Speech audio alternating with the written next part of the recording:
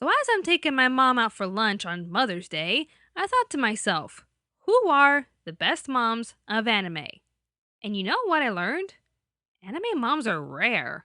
Seriously, in most animes, the main character are either living alone or their parents are dead. If they actually live with adults, it's either a single parent, an aunt, uncle, or grandparents. But yeah, I was able to find some real good moms of anime. And basically, for this list, I will be sticking to the moms who actually gave birth to their children and lived to tell the tale. Why? Because, like I said, they're rare. So let's get this countdown started, shall we? Here's Robyns' mini A-list of the top 10 best mothers of anime.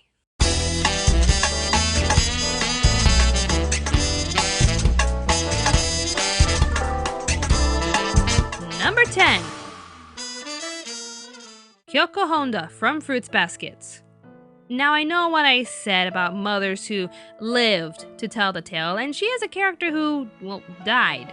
But she isn't the typical anime mom who died after childbirth. She gave birth to Toru and lived for a good amount of years raising your child. So yeah, she counts.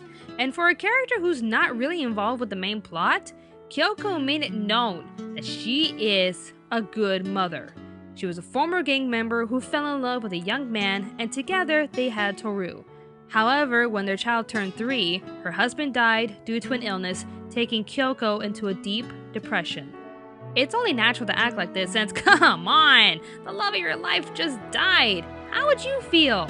Still, when she thought of Toru, she snaps out of her depression and gets into full mama mode. That is just strength right there. Even when you've lost the closest person in your life, you still gotta hang in there for the child you two brought into this world. That's true dedication, and that's a good mom. With everything Toru says about her mom and seeing all those flashbacks, we all knew that she was a really good mom. It's just a shame she had to go. Here's to you, Kyoko. You're a damn good mama. Number 9. Trisha Elric from Full Metal Alchemist. Now, just like Kyoko, she was rarely in the anime. The only exception is that her death really influenced the main characters and their fate. I mean, the show wouldn't be what it is if she hadn't have died, you know? And yeah, you can say the same about Toru, but she had the choice to live with her relatives if she really wanted to. Back to Trisha! We do get to see a few episodes of her alive and what a caring mother she was to her 2 boys. Even with her husband out of the picture, she was a strong, caring mother who always thought of her boys and did everything she could to take care of them. And you can tell her 2 boys loved her. I mean, they loved her so much, they tried to defy the natural orders of life to bring her back to life. What about Mom? You shouldn't look. It wasn't human. I don't understand, Dad. Love you, Mommy. Number 8. Achika Masaki from Tenchi Muyo. Now, just like Kyoko and Trisha, I'm seeing a pattern here, Achika was rarely in the anime, but she got her own movie. There you go. In Tenchi in Love, Tenchi has to travel back in time to rescue his mom before Kane gets his hands on her, ruining Tenchi's future and giving Best Inconsistent Harem Award to another anime. During the time he spends in the past protecting his mom, he gets to see how she was when she was a teenager. She's sweet, beautiful, and just an all-around nice girl. Everything he remembered about his mom before she died. Now, how did she die? As Kyoko died from an accident and Trisha died from an illness, Achika died years after kicking Kane's butt, using up all of her Jiraiyan energy. To put it simply, Achika has a weak body, and if she were to use up her powers against her father's orders, she'd eventually die. When your friends, your boyfriend, and your future son are in life-threatening danger, not to mention all of Earth is in danger, wouldn't you sacrifice yourself to save everyone? I know I would, and Achika did. She used up all of her powers to defeat Kane once and for all, and had enough years in her life to marry the love of her life, give birth to Tenchi, and raise them as long as she could. Achika You are an amazing young woman, and you are an amazing mom.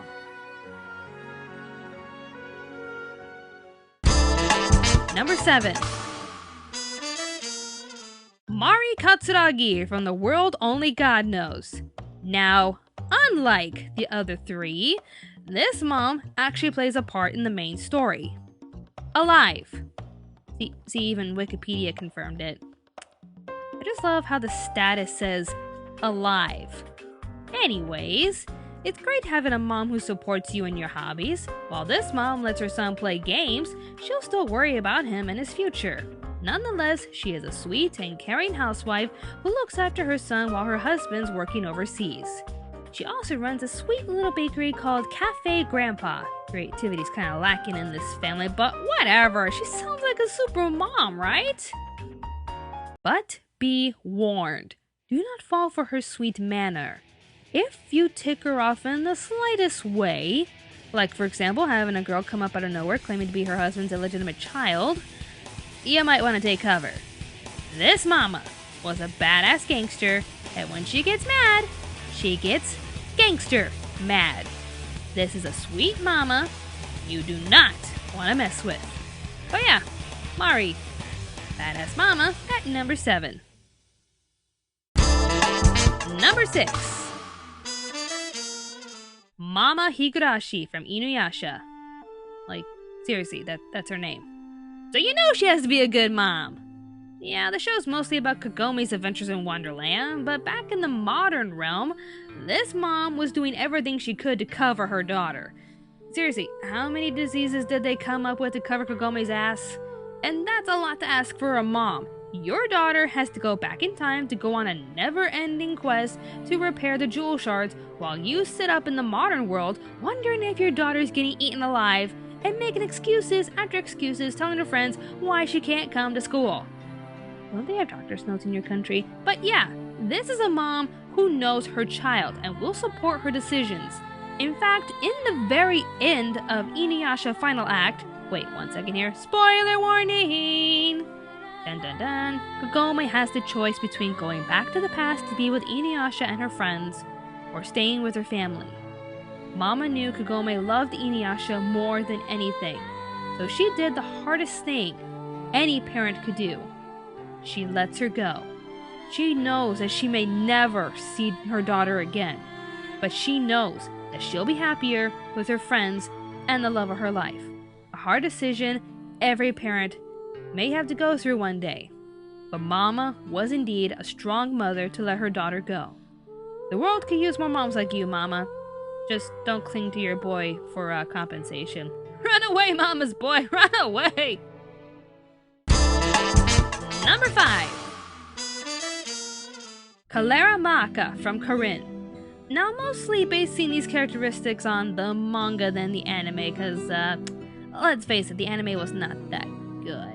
Kalera is a straightforward mom who loves her kids well enough to not let them do stupid stuff. If anything, she wears the pants in the family, and she knows it. She is also the envy of the vampire realm, since she was able to give birth to 3 vampire children while everybody else is having fertility issues. Damn, girl. But here is something you would only know if you read the manga. Spoiler warning to those who haven't. The Maka family has been protecting Corinne from the other vampire families because she is the vampire psyche. This is a kind of vampire who can produce a lot of blood, and that blood can be beneficial to any vampire family who gets their hands on her. In the climax of the manga, Corinne is actually kidnapped by the Brownwick family, who plan to not only drink her till she's dead, but also rape her so she can give birth to another vampire psyche. By God, that is just indescribably terrible. In the end, the Makas are able to save Corinne with Kenta's help, and they all live happily ever after. Right? Not exactly. In order to protect Maka to make sure this doesn't happen again, Kalera and her family decide to erase Corinne's memory and hand her over to be happy with Kenta. Wow. Just wow. They knew they did the right thing, but wow! It was heartbreaking to see Kalera and her family go through that. But knowing that Corinne will be happy and safe, they know that what they did was right. Clara was made to be a strong character, and the ending proved even more that she is a strong woman. You're a good mom, Clara. Number 4. Jinko Kaname from Mahou Shoujo Madoka Magica. It's actually nice seeing a working mama in an anime, and she's not a typical mom who runs a bakery or something cute like that. No, she's a businesswoman who rocks at her job while rocking as a mom at the same time. Even with her job taking a heavy toll on her hours, she still has time to be there when Madoka needs her mom. She's pretty much the kind of mom I want to be when I eventually have kids. Well, I'll also have fun messing with my kids. I'm just gonna be an evil mom. Spoiler warnings here again. In the end, when the world is facing an apocalypse, Madoka wants to rush out there to help her friend Homura. At first, Jinko was like, "Oh, hell no, you are not going outside, little missy." But Madoka pleads her case, and Jinko knows that she can't stop her. Like an awesome mom who knows her child, Jinko lets her daughter go, never knowing that Madoka will in fact save the world while becoming a goddess. It's sad since Madoka made the ultimate wish that pretty much wipes her existence out of everyone's memories, except Homura's. But Madoka made the right choice, because Jinko made the right choice. Madoka, you are an amazing girl because you have an amazing mom. Number 3. Sanae Furukawa from Clannad. This should be surprising to you guys, since you may or may not know, I really don't like this anime. I know it sounds appalling to the anime world, but there are a few people out there who don't like Clannad. I am one of them, but that doesn't give me the right to discredit this character for being a great mother. And you know what? She is a great mother. She used to be a junior high teacher, but when her daughter Nagisa was getting sick a lot, she quit her job to manage a bakery, giving her more time to take care of Nagisa. That's a caring and dedicated mom right there. Everything this woman does is for her daughter. And yes, she has time to fool around and make inedible bread, but when Nagisa is sick or needs something, Sanae comes to her aid. And on that note, we have to talk about After Story. In the end, Sanae goes through what is considered to be every parent's worst nightmare. Spoiler warnings. Having your child die before you do. No parent ever wants to see their child suffer, let alone watch them die first. It's unthinkable and unbearable. Shortly after childbirth, Nagisa's weak frame gives in and she dies, causing Tomoya to go into a deep depression, leaving no one to take care of their daughter Ushio. So what does Sanae do?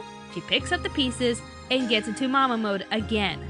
Even with the death of her daughter and Tomoya in a state of mental chaos, this mom steps in to get her son-in-law back on his feet while taking care of her granddaughter. She even raises Ushio even harder than she did with Nagisa, just so Tomoya can be more appealing to his daughter. Damn, woman!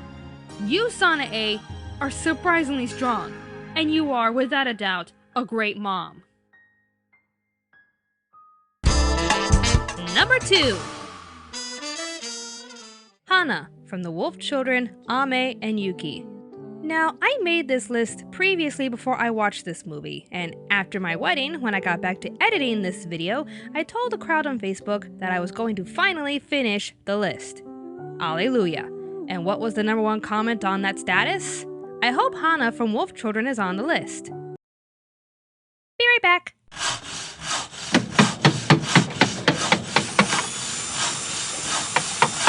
Top 10 best anime moms. Now this is not me giving into pressure. This is more of, crap, I forgot one. And notice how I put her at number 2, because I agree with you all. She is one hell of a mother. A little backstory if you haven't seen the movie. Hana is a 19-year-old college student who meets a young man sneaking into her college courses to learn. Oh, wouldn't you know it, she falls madly in love with him. Soon after they started dating, he reveals to Hana that he is a descendant of the extinct Japanese wolf, which makes him a wolfman. This doesn't bother her in the slightest, so she asks him to move in with her, and together they have 2 beautiful children, Yuki and Ame. I know I've gone into spoiler territory here and there on this list, but this movie is so new and so good, I really want you all to watch it. But at least hear this out. One of the hardest jobs in the world is by far being a parent. Children are brought into this world not knowing what the world is like and how they are meant to behave. Children will have a lot of energy, curiosity, and tempers. Imagine handling all of that with wolf children. Sounds rough, doesn't it? And yet somehow, Hana is able to make it work. Her children are wild as can be and are a lot to handle. But does she give up? No. She knew what she was getting into, and she dedicated every minute of her life to these children on the very second they were born. The Wolf Children, Ame and Yuki, is just an inspiring movie, mainly because you get to see what it takes to be a real mother. I can only hope I could be just as strong and dedicated like her when I eventually have children. If you haven't seen the movie, do yourself a huge favor and watch one of anime's greatest mothers, Hana.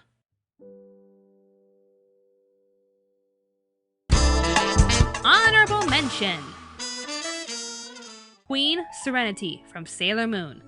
Now, all of you may or may not know that I am a huge Sailor Moon fan.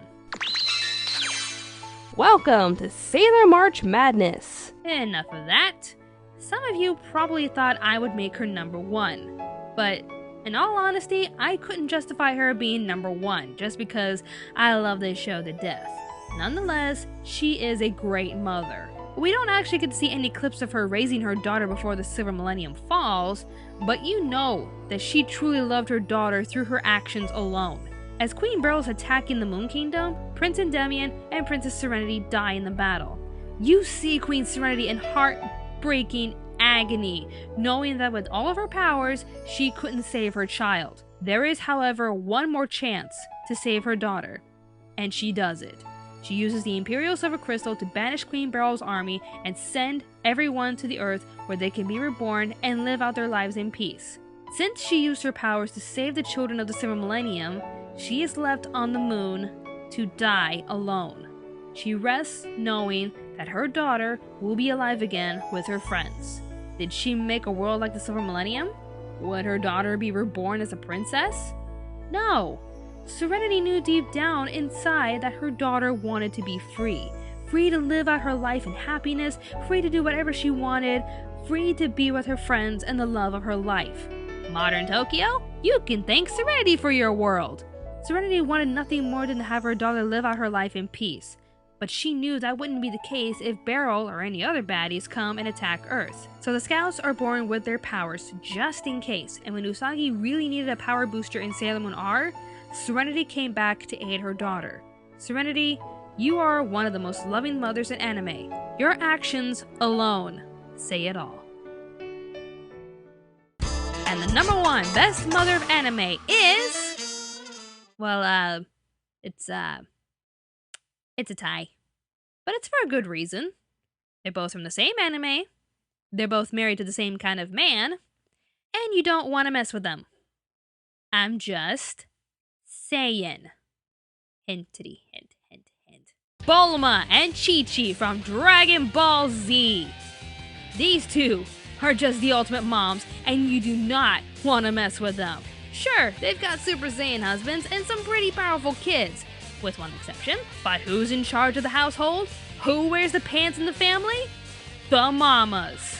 So, you guys need to train for a while since the super baddie is heading our way? Well, that's fine, Goku, but Gohan stays here! And I don't want to hear another peep out of you, mister! No son of mine is gonna grow up to be a Neanderthal jughead just like a certain man I'm married to!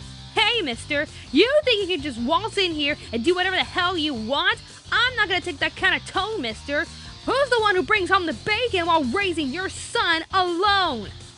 That's right. Now you're gonna spend some quality time with your son, and you're gonna like it. Goku and Vegeta may have saved the universe time and time again, but they don't stand a chance against these ladies. And say what you want about them. They're nagging, annoying, and are easy targets. They're useless in the field of battle, but nonetheless, they are damn good moms. Even in the alternate future, while everyone else is dead, Bulma and Chi-Chi both survived and did everything they could to protect their sons from the apocalypse. That's just badassery right there. And all of their hard work pays off when you see their children all grown up. They are smart, responsible adults because their moms knew how to raise them. Bulma and Chi-Chi, you two are without a doubt the greatest mothers of anime. To end our list of great anime moms, we have a little send out to you all. Let's face it, these moms are incredible. But do you know who's better than all of them combined? Your own moms. Because they're real, they brought you into this world, and they love you. Here's to you, moms, and stay tuned to Anime America.